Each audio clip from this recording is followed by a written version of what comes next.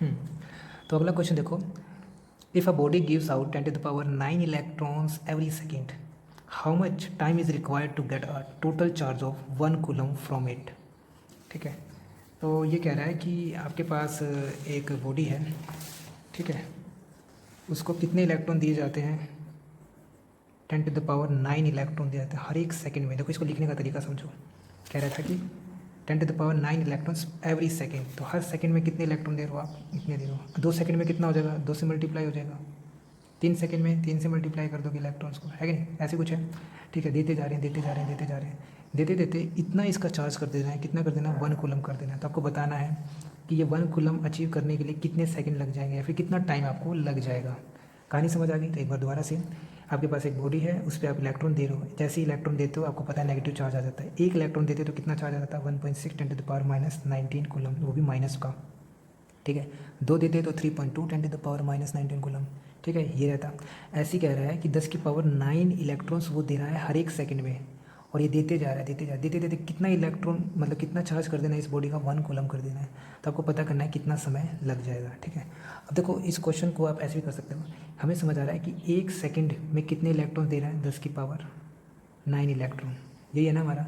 पर हमें निकालना क्या, हमें निकालना है कि 1 कूलम कैरी करने के लिए कितना समय लगेगा। समय पूछा है, समय, कितना समय लगेगा। ठीक है, तो एक बार ये देख लेते हैं कि एक कूलम में कितने इलेक्ट्रॉन्स होते हैं।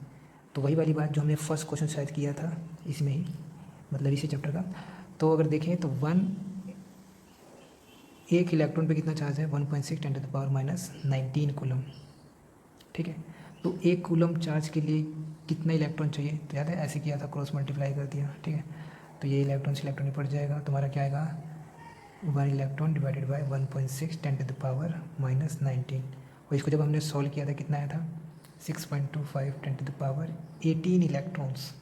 इतने इलेक्ट्रॉन चाहिए एक कूलम चार्ज क्रिएट करने के लिए। ठीक है, अब वापस से यहाँ आते हैं। क्या कहता था ये, इसने बोला था कि 10⁹ इलेक्ट्रॉन्स हर एक सेकंड में देता है वो। तो पर हमारे पास इलेक्ट्रॉन कितने होने चाहिए 1 कूलम चार्ज क्रिएट करने के लिए, 6.25 10⁻18 इलेक्ट्रॉन्स चाहिए। तो इसके लिए समय कितना लगेगा, वाई कर लेते हैं, दोनों मल्टीप्लाई कर दो, मतलब क्रॉस मल्टीप्लाई कर दो, बस अब कहानी समझ में आ ही रही है। कितना हो जाएगा, 10⁹ तो वाई की वैल्यू क्या हो जाएगी, 6.25 10⁻9 सेकेंड। ये सेकेंड इधर आएगा क्रॉस मल्टीप्लाई करके, ये आ गया आपका आंसर।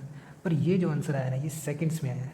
हमें किस में कन्वर्ट करना है इसको, थोड़ा ईयर वगैरह में कर लेते हैं। तो हमें पता है कि ये सेकंड्स में, तो हम क्या करते हैं, इसको थोड़ा आवर में करते हैं। आवर में कैसे करें, यहाँ लिख दो 1 आवर, नीचे इसका फैक्टर लिख दो।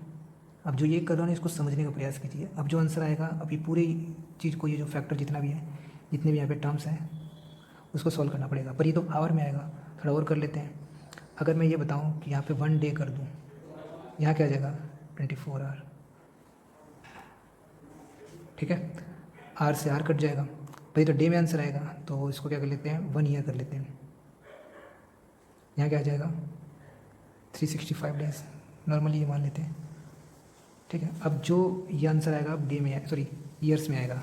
तो आप इसको सिंप्लीफाई कर सकते हैं, 6.25 डिवाइडेड बाई 3600 इंटू 24 इंटू 365, ठीक है, इंटू 10 यहाँ पे 9 है, और ये आ जाएगा ये है। अब इसको जो सिंप्लीफाई करेगा उसका आंसर आएगा। वही सिंप्लीफाई करके इन्होंने कितना दे रखा है, 198.1 है। देखो अब इसको कर लेना चाहिए आपको, अब ये आपको करना आना चाहिए, सॉल्व करना आना चाहिए, कुछ नहीं करना है। 4th क्लास का क्वेश्चन है ये एक तरीके से। ठीक है, हो जाएगा, ठीक।